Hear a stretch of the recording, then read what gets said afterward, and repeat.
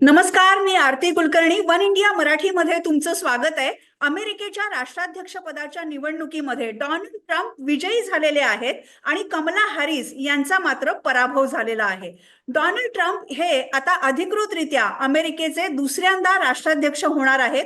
याबद्दल बोलण्यासाठी आपल्या सोबत आहेत वॉशिंग्टन डीसीहून वरिष्ठ पत्रकार रोहित कुलकर्णी.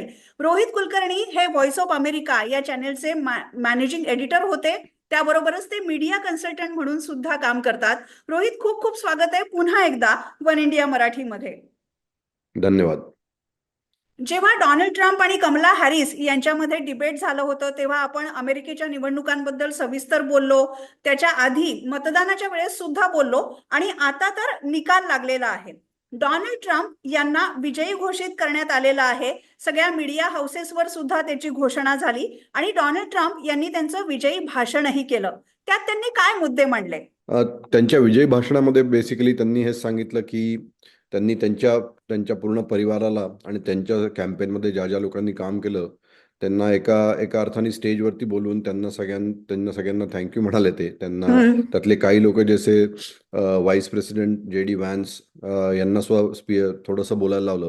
पण त्यांचा मूळ मुद्दा हाच होता की मी आता अमेरिकेला लवकरात लवकर फिक्स करणार आहे. इथले जे जे प्रॉब्लेम सगळे आहेत, निर्वासितांचा मुद्दा आहे, त्याचबरोबर इकॉनॉमी आहे, या मुद्द्यांवरती लगेच काम करायला लागणार आहे आणि एका अर्थी अमेरिकेला परत एकदा तिची वैभवशाली परंपरा जी होती तिथे परत पोहोचवणार आहे अशा प्रकारचं त्यांनी भाषण केलं.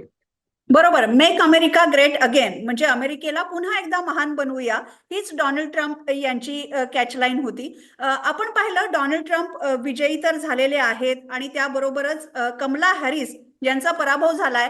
जसं जसं निकाल पुढे जायला लागले तसं कमला हॅरिस यांनी त्यांचं संध्याकाळचं जे भाषण होतं ते सुद्धा रद्द केलं आणि मग डोनाल्ड ट्रम्प यांनीच भाषण केलं. तुम्हाला काय वाटतं, डोनाल्ड ट्रम्प हे पुन्हा जिंकलेले आहेत, कसा इतिहास रचला गेलाय? गेल्या 132 वर्षाच्या इतिहासात हे पहिल्यांदा आहे की एखादा कॅन्डिडेट राष्ट्राध्यक्ष होता, त्यानंतर पुढच्या वेळेला ती निवडणूक हरला आणि आता तो परत जिंकला. असा कमबॅक गेल्या 132 वर्षात झालेला नाहीये. त्याचबरोबर 78 वर्षाचे डोनाल्ड ट्रम्प हे सगळ्यात वयोवृद्ध किंवा सगळ्यात वयस्कर राष्ट्राध्यक्ष असतील. तर त्यामुळे त्यांनी एका अर्थी एक वेगळा इतिहास रचलाय.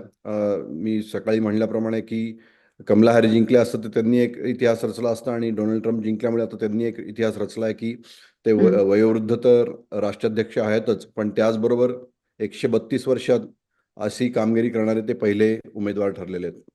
बरोबर. कमला हॅरिस जर जिंकल्या असत्या तर अमेरिकेमध्ये इतिहास रचला गेला असता आणि डोनाल्ड ट्रम्प जिंकले त्यामुळे एक नवा विक्रम रचला गेलाय असं आपण म्हणूया. रोहित, जे जे सर्वे होते किंवा जे पोल्स होते त्याच्यामध्ये कमला हॅरिस पुढे होत्या. आयोवा सारख्या राज्यामध्ये कमला हॅरिस यांच्या बाजूने कौल दिलेला होता मतदारांनी सर्वेमध्ये आणि म्हणून चर्चा अशी होती कमला हॅरिस कदाचित जिंकू शकतात. पण पुन्हा एकदा डोनाल्ड ट्रम्प यांनी बाजी मारली स्विंग स्टेट्स मध्ये सुद्धा.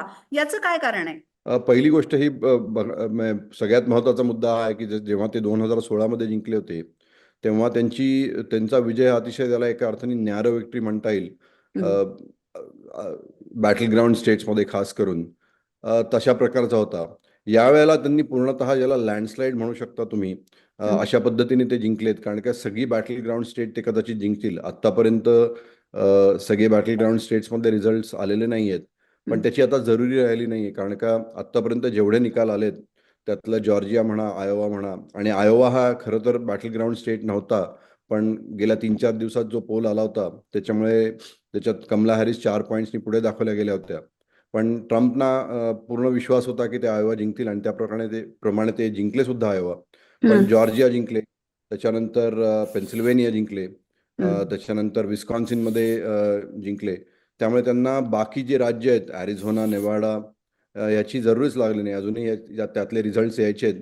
पण त्या मिशिगन या राज्यांचा परिणामाचा तिथल्या निकालाचा त्यांच्या विजयावरती आता काहीच परिणाम होणार नाहीये. बरोबर. आणि सगळी बॅटल ग्राउंड स्टेट ते जिंकतील, शेवटी 315 पर्यंत पोहोचतील असा माझा अंदाज आहे. हा महत्वाचा मुद्दा आहे. आपण पुन्हा पुन्हा ह्याच्याबद्दल बोललोच आहोत. म्हणजे अमेरिकेमध्ये पॉप्युलर वोट्स आणि इलेक्ट्रोल कॉलेजची वोट्स अशी 2 प्रकारची मतं असतात.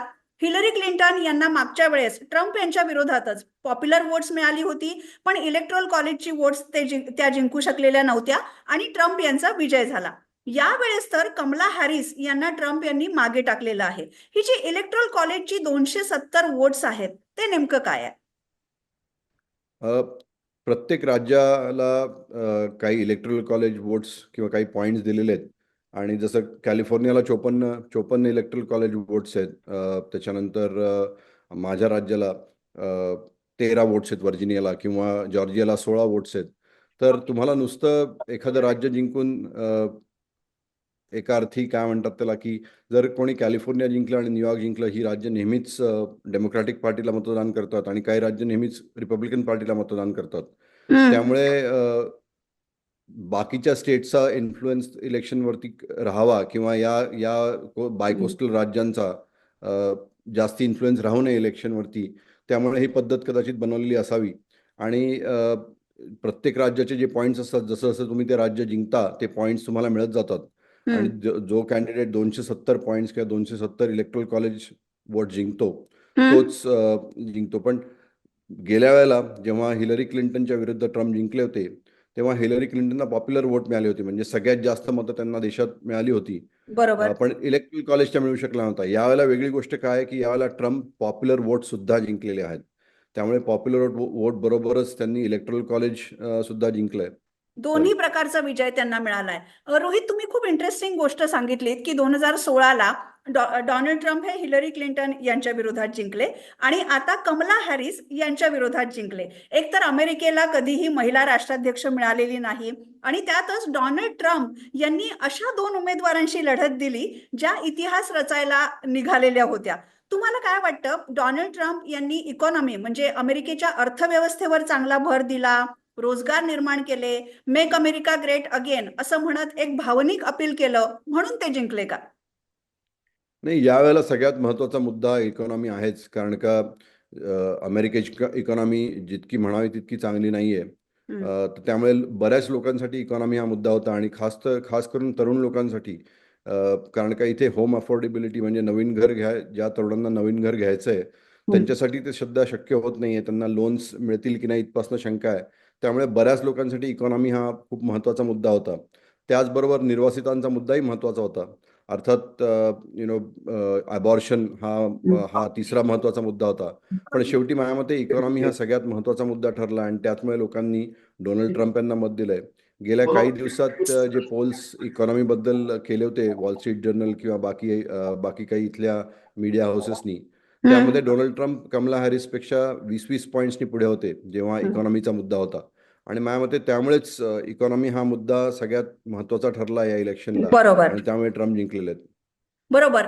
डोनाल्ड ट्रम्प आणि कमला हॅरिस यांची जर व्यक्तिमत्व बघितली रोहित सर, तर कमला हॅरिस या निष्णात वकील आहेत आणि डोनाल्ड ट्रम्प हे मीडिया जायंट आहेत, बिझनेसमन आहेत आणि यावेळेस तर त्यांच्याबरोबर एलॉन मस्क हे सुद्धा होते या सगळ्या निवडणुकीमध्ये. या सगळ्या व्यक्तिमत्वाच्या लढाईचा काय फायदा ट्रम्प यांना झाला?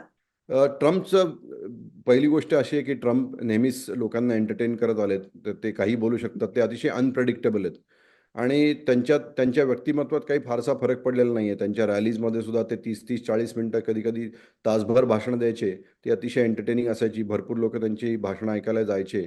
तर त्यांनी काही आपल्या व्यक्तिमत्वात असा बदल नाही केलेला आणि ॲट द सेम टाइम गेली 30-40 वर्ष ट्रम्प हे अमेरिकन पॉप्युलर कल्चरचा अतिशय महत्त्वाचा हिस्सा राहिलेले आहेत. बऱ्याच टीव्ही शोजमधून, बऱ्याच चित्रपटांमधून नेहमीच ट्रम्प एका अर्थाने लाईमलाईटमध्ये होते.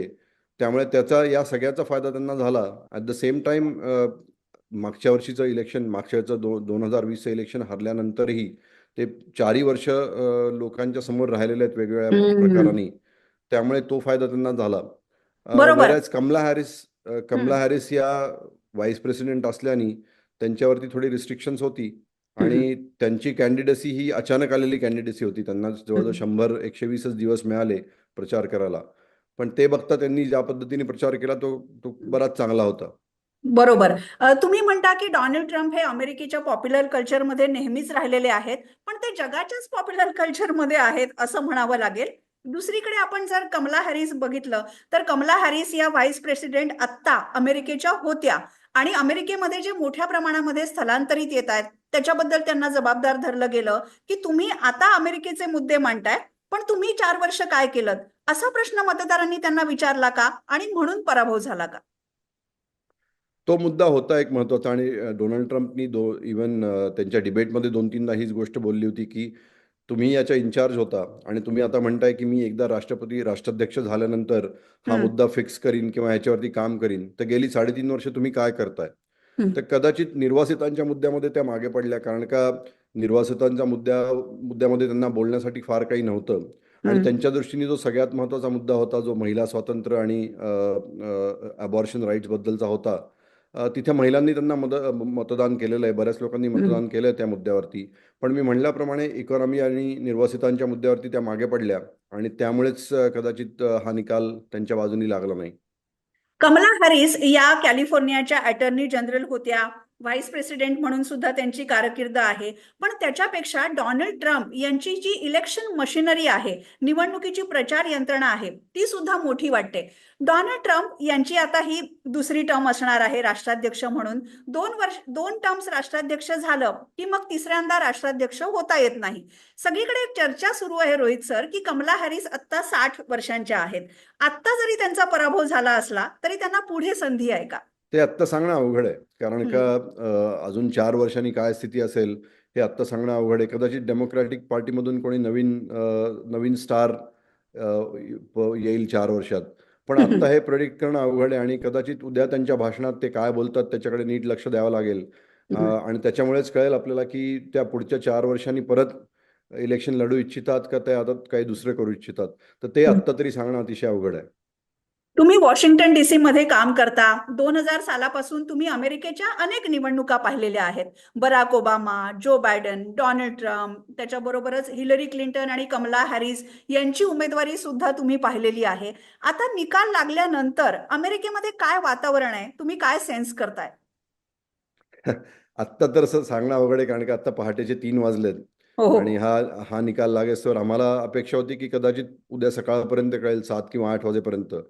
पण आता रात्री 2-3 वाजताच 2-2:30 वाजताच निकाल लागल्याने आणि ट्रम्प यांनी भाषण आत्ताच एक 10 मिनिटं आधी संपल्याने आत्ता उद्या काय वातावरण असेल असं सांगणं अवघड आहे. पण मी आज संध्याकाळी थोडा वॉशिंग्टनमध्ये गेलो होतो व्हाईट हाऊसच्या हम्म, जवळ, तर तिथे हम्म, अतिशय जोरदार बंदोबस्त होता आणि सगळीकडे इलेक्शनबद्दल चर्चा होती. आज बऱ्याच ठिकाणी इलेक्शनच्या पार्टीज देखील होत्या. हम्म, इथल्या वॉशिंग्टन किंवा या बाकी आजूबाजूच्या राज्यांमध्ये लोकांना अपेक्षा होती की कमला हॅरिस जिंकावी. हम्म, पण तिला जसं वॉशिंग्टन, मेरीलँड आणि व्हर्जिनिया, हम्म, ज्याला DMV एरिया म्हणतात वॉशिंग्टनला, या तिन्ही राज्यांच्या वोट सगळ्या कमला हॅरिसला मिळाल्या. ही तिन्ही राज्य त्या जिंकल्या. पण हम्म. आता उद्या वातावरण कसं असेल हे सांगणं आत्ता अवघड आहे. रोहित, आपण ब्रिटनची निवडणूक पाहिली किंवा फ्रान्सची निवडणूक पाहिली किंवा भारतामधली लोकसभेची निवडणूक पाहिली, तर अत्यंत चुरशीच्या अशा निवडणुका होतात आणि या निवडणुकांमध्ये नेमकं काय होईल हे सांगणं फार कठीण असतं. तसंच अमेरिकेमध्ये झालेलं आहे. पण एकूणच सर्वे जे घेतले जातात, ओपिनियन पोल्स घेतले जातात आणि त्यानंतर जे रिझल्ट्स येतात ते धक्कादायक असतात. काही जणांचं म्हणणं आहे की डोनाल्ड ट्रम्प यांचा विजय अपेक्षितच होता, पण कमला हॅरिस यांच्याबद्दल बऱ्याच जणांना आशा होती. त्यांची आता काय भावना आहे? अ, नक्कीच माझ्या मते त्यांना ते भयंकर डिसअपॉइंट होतील. त्यांना अपेक्षा होती की कमला हॅरिस निवडून याव्या आणि त्यांनी इतिहास रचावा. खास करून शहरात राहणाऱ्या महिलांना खूप अपेक्षा होती की त्या जिंकाव्यात. तर ते नक्कीच थोडी निराशा असेल. पण सर्वेजमध्ये कधी कधी काय होतं, आणि ट्रम्प हा अतिशय त्या बाबतीत वेगळा कॅन्डिडेट साठी होता, कारण हम्म. बरेच वेळा लोक खुलेआमपणे ते हो. ट्रम्पला सपोर्ट करतात हे सांगत नव्हते. त्यामुळे इथले बरेच तज्ज्ञ लोक असंही म्हणत होते की when it comes to Trump, त्यांचे हम्म. नंबर्स नेहमी अंडर रिपोर्टेड असतात. हम्म. म्हणजे ट्रम्पच्या बद्दलचे नंबर्स त्याच्यावरती कधी विश्वास ठेवणं अवघड असतं. आणि परत एकदा हीच गोष्ट झाली आहे. हम्म. पण गंमत अशी आहे की 2016 मध्ये असं झालं, ते जिंकले. 2020 मध्ये ते जिंकू शकले नाहीत. हम्म. आणि आता परत 2024 मध्ये ते जिंकलेत. त्यामुळे पोलच्या नंबर्सवरती, खास करून ट्रम्पशी रिलेटेड पोलच्या नंबर्सवरती किती विश्वास ठेवायचा हे हम्म. सांगणं अवघड आहे. बरोबर. फक्त ट्रम्प यांच्या बाबतीतच नाही तर कुठलेही अंदाज वर्तवताना खूप विचार करावा लागेल. आता महाराष्ट्रामध्ये सुद्धा विधानसभा निवडणुका आहेत आणि सर्वेजवर विश्वास ठेवून काही मतं मांडायची का हे ठरवावं लागेल. पण डोनाल्ड ट्रम्प हे आता पुन्हा एकदा महासत्तेचे राष्ट्राध्यक्ष होणार आहेत आणि अमेरिकेचा राष्ट्राध्यक्ष कोण होतो यावर पूर्ण जगाचं राजकारण अवलंबून असतं. तुम्हाला काय वाटतं ट्रम्प यांच्या विजयानंतर आता काय होईल? त्यांनी जे इलेक्शनमध्ये जी प्रॉमिसेस केलेली आहेत बरीचशी, ज्याच्यामध्ये रशिया युक्रेनचं युद्ध थांबवायचं प्रॉमिस आहे मोठं.